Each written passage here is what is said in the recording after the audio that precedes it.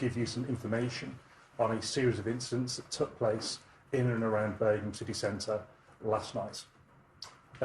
Just after 12:30 last night, the police received reports of a stabbing incident up in Constitution Hill, just to the north of the city centre. Shortly after, a number of other incidents were reported in Livery Street, then coming down to the south of the city centre onto Irving Street, and then into Hurst Street. At each of those incidents, a number of stabbings took place. As a result of that, I'm sorry to say that one person has died of the injuries that they received. 2 other people remain in hospital, critically injured, and are still being worked upon as a result of the injuries that they sustained during that attack. 5 other people received relatively minor injuries, some of whom have been discharged from hospital, and all of whom were treated for relatively minor injuries. Given the fact that we are still in the early stages of the inquiry, I hope that you appreciate I can't go into the details of those people who have been injured and clearly in terms of the fatality. What I can do is reassure you all that they are going to be supported and their families will be supported by specially trained officers. As a result of this, we have launched a murder inquiry. Clearly, we're still in the early stages of that inquiry, but what I can say is that we are treating all 4 of those incidents as a linked series. We are searching for one suspect, and inquiries to identify and then trace that suspect are ongoing. Given the nature of the fact we're talking about a city centre, there is extensive CCTV footage to trawl and review. At this stage, we are unable to release any of the CCTV imagery, but as soon as we can, we will do so, because what we are going to do is make an appeal to anyone who was in the area at that time to help us trace and identify this subject. So if you were in Birmingham city centre last night, sometime between 12:30 and 2:30 in the morning, in the areas I've described, so that's all the way down from Constitution Hill around to Hurst Street, if you saw anything, please contact the police. If you were taking any sort of social media photographs, if you have any video footage, please contact us and we will make arrangements via the West Midlands Police website for you to submit that evidence so that we can review it along with all of the other CCTV that we are currently trawling through. Clearly, this could be a significant task, and so I would ask for people to bear with us whilst we do that.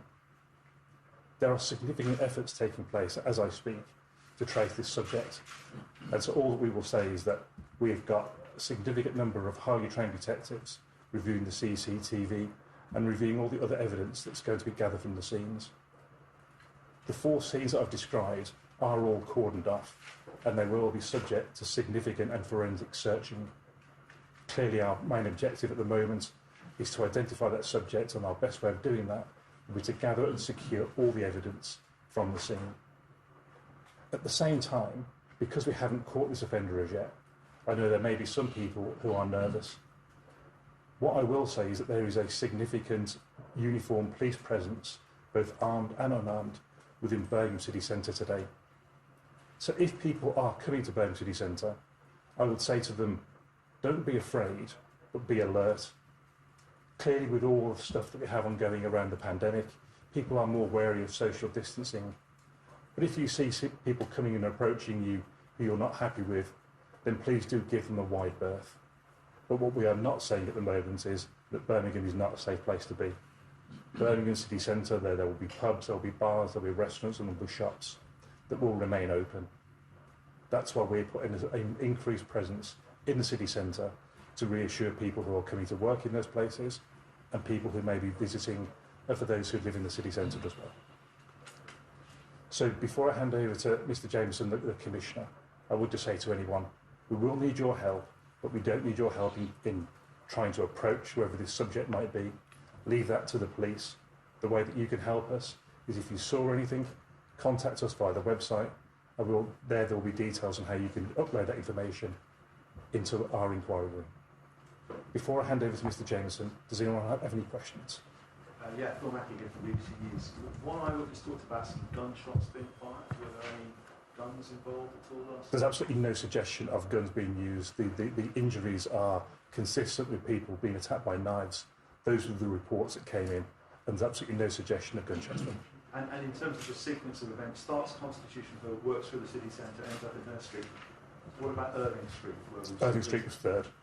Okay, so after the Arcadian in that area. Yeah, so it's come from a north to south. Sean, recently, is there any suggestion that any particular sections of the community were being targeted in this new tax? No, clearly that those of you that know Birmingham City Centre will know that Hurst Street is part of the gay community's nighttime economy, but there's absolutely no suggestion at this point that this was in any way, shape or form motivated by hate. And for those of you who do know that the north of the city centre is not where the gay community go to enjoy their nightlife normally. So I'll say again, there's no suggestion at this point that this was a hate crime. Steve, is there any suggestion that it's gang related? We've had some real trouble with violent crime, particularly before lockdown. At this stage, there's no suggestion that gangs were involved.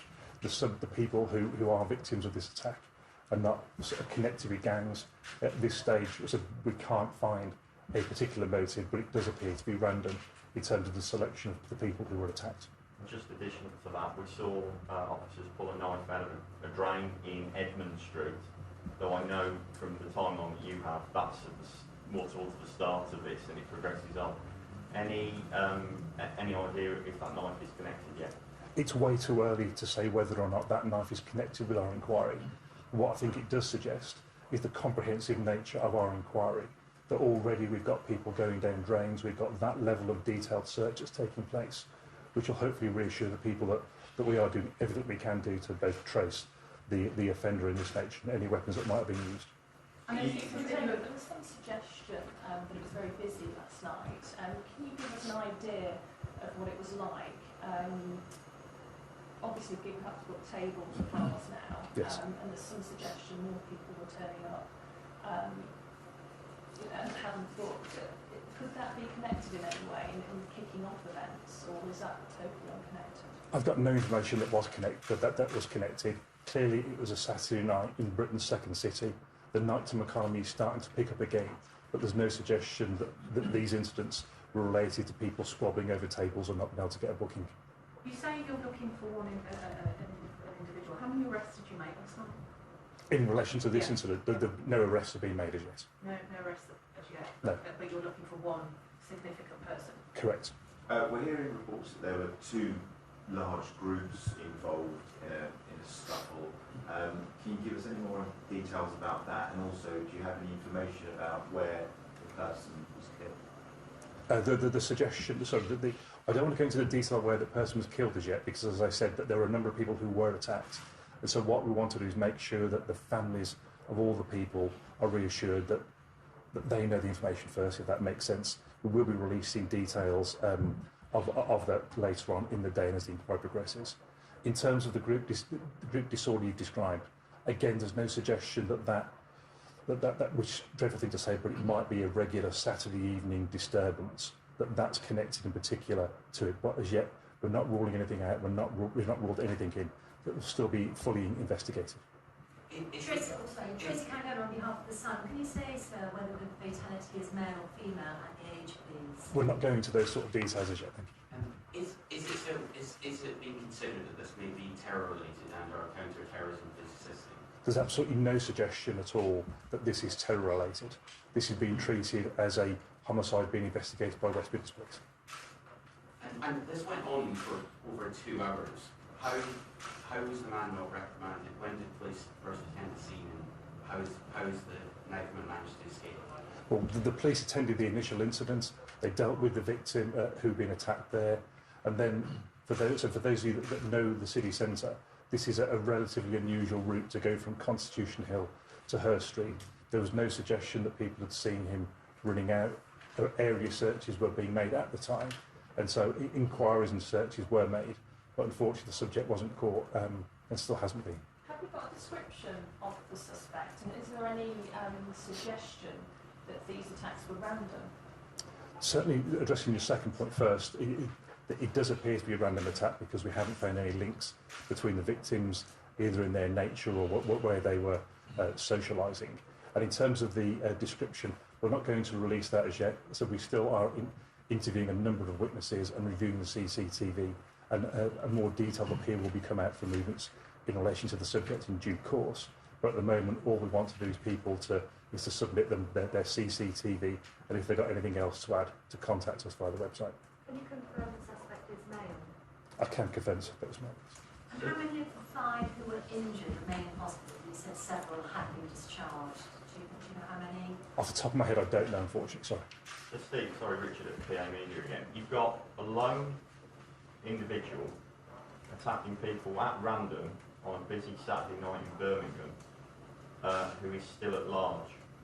So how can we say to people Birmingham's safe and sound? That sounds like the opposite of safe and sound. Birmingham. We've got a significant presence of uniformed officers, both armed and unarmed, within the city centre, should the subject be cited or any subjects of people behaving like that, so that they could respond to that. And we've also got a significant inquiry ongoing to trace and identify him. As you said earlier on, when you asked the question around a knife, I think that reflects the level of the investigation that we've got going on. So I don't want to go into too many details, because there are all sorts of lines of inquiries going on to identify and trace that subject, but people should be assured that we've got a significant hunt for that subject ongoing. Is the suspect previously known to police? We don't know who the subject is, so I wouldn't know one way or the other. Are you able to say roughly when each of the 4 incidents unfolded? Because 2 hours is quite a long time. It's only half a mile. So I haven't got those details immediately to hand, but it was over a 2-hour stretch from roughly midnight to just after 2:30. Okay, at that point we'll move over to CC David James.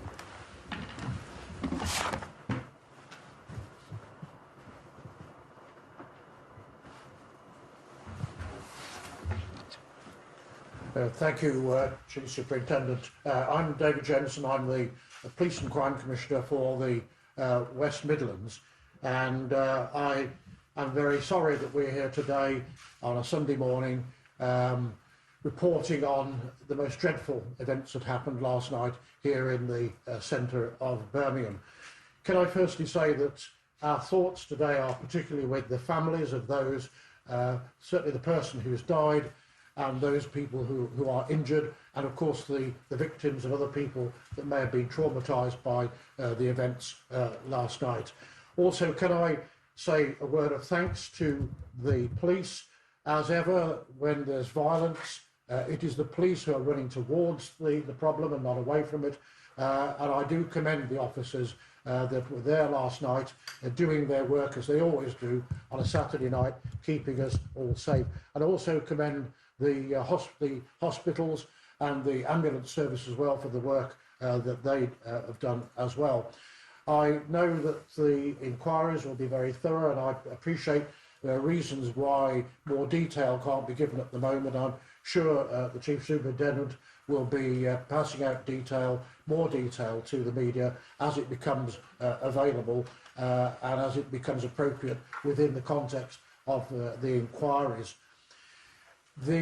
I'm sure again, police will be taking tough action, and we'll be reviewing this with Birmingham City Council as well as to any further measures that may need to be taken in the city centre. We're well used on a Saturday and Friday and Saturday night. We're well used to activity, but I think what is different is the randomness of this particular event, but also the number of other events that were happening as well. The amount of violence that was happening is actually very, very disturbing. I have been saying for some time, in the context of COVID-19, that a lot of the pent-up feelings that people have and not being able to get out, and combine that with people who are now unsure about their future and about their jobs, it was almost inevitable that we would see a growth in violence. I'm not saying that this is directly related to that, but nevertheless we are seeing now a growth of violence amongst younger people, particularly younger males. We're seeing that growing across the region. And my fear is that if we don't address that and some of the underlying problems with some urgency, then we could see that grow. But notwithstanding that, Birmingham is a good place. It's a good place to be. It's a safe city. And it is regrettable that this awful incident happened last night. But I'm sure that won't deter people from coming into the city centre, either to work or to shop or just to enjoy themselves as they usually do. So again, thank you, Chief Superintendent, for your staff and your officers for what you've done, and I again urge, we echo what the Chief Superintendent said. I urge people to come forward if they have information, or if they see something, or if they see something or somebody who is suspicious in the coming days, then to immediately report that to the police. Thank you. Are there any questions? Right, we do have the representative from the ambulance service Okay. here now, so we'll just give them a couple of minutes to come in.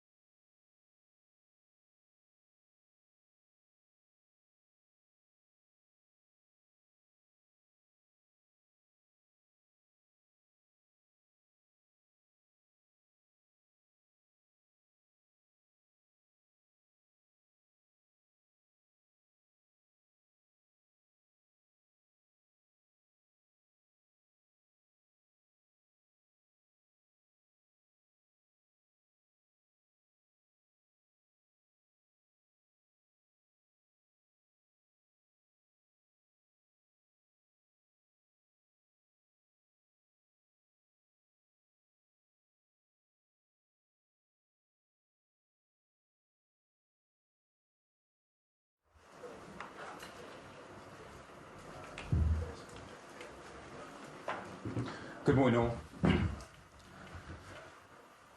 So last night at approximately around about midnight we had a large number of ambulance resources were sent to the Birmingham city centre in relation to a number of stabbing incidents which continued up to and including 0200 hours. We received multiple calls, 3 locations across a period of around about an hour and a half. The initial call was to Colmore Roll, Livery Street, at around about 12:40. We was able to send around about a total number of 14 ambulances, 11 ambulance paramedic officers, including myself. We also sent the hazardous area response team, 4 critical care teams with doctors and critical care paramedics also. A team of St John ambulance volunteers were working in and around the city centre, around the Arcadian, which also provided help and treatment to patients. Ambulance staff treated a total of 7 patients.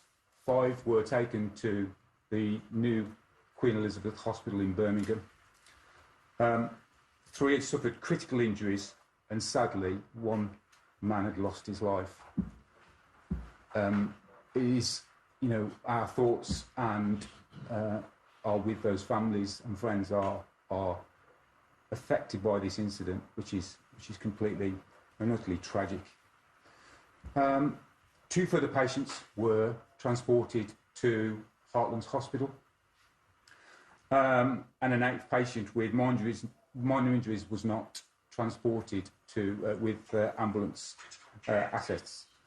The trust went to major incident standby, and then we deployed further ambulances to the scene. Senior officers were also sent to our headquarters at Millennium Point, including our chief executive, and we was able to coordinate the trust response along with our partners to ensure that we got the maximum response to a very traumatic incident. Obviously, as I've already said, our thoughts across the whole of West Midlands, and my personal thoughts are with everybody that's been affected by this incident. And I would like to pay tribute to everybody that attended last night, including our ambulance staff that did a really good, professional job in very, very extreme circumstances. We do train hard for these incidents. We do this on a regular basis, and we are pleased with the way that we conducted the response to last night. Thank you. Happy to take any questions. I'm Nathan Richard at PA.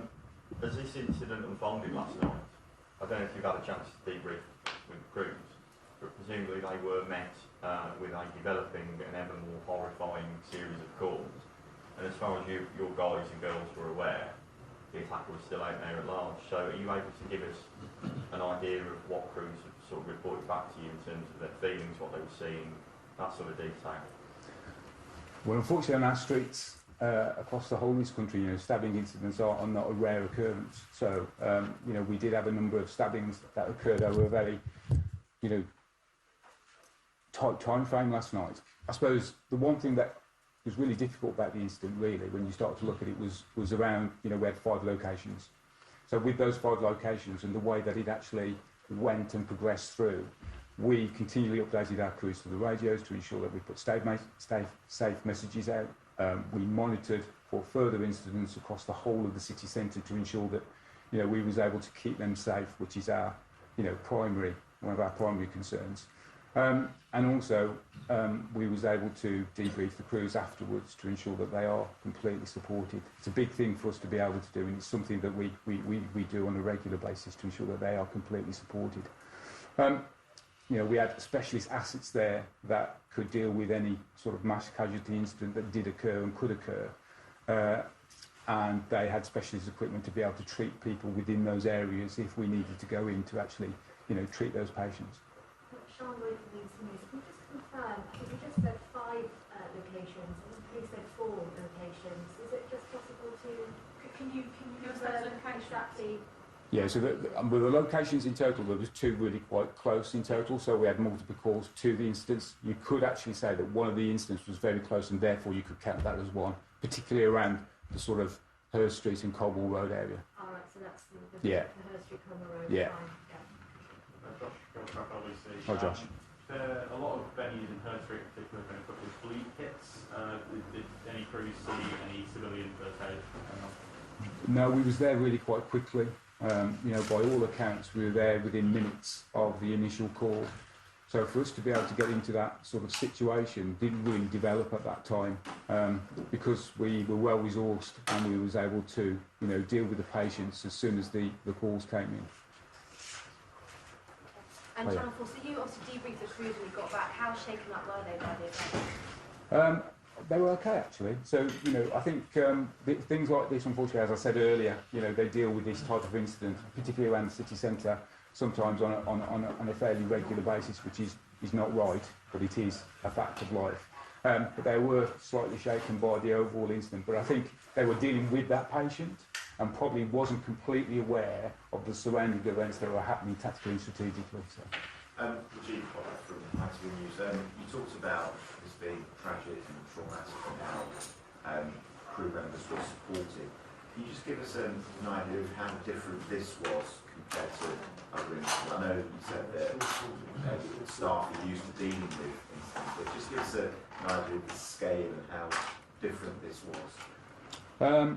I think this was different because of the information that was coming in. We knew that we had, an attacker with a knife going around randomly stabbing people.